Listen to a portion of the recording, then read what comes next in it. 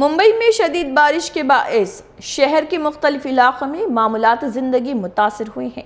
मूसलाधार बारिश की वजह से कई सड़कों पर पानी जमा हो गया, जबकि ट्रैफिक की रफ्तार भी सुस्त पड़ गई है। इंतजामिया ने शहरियों से अपील की है कि गैर ज़रूरी सफ़र से गुरेज करें और नशेबी इलाकों में खुसूसी एहतियात बरतें।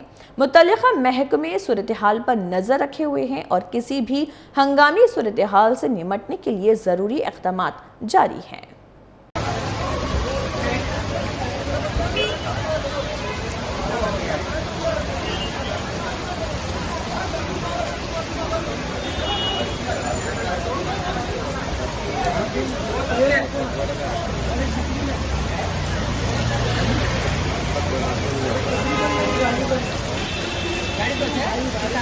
गाड़ी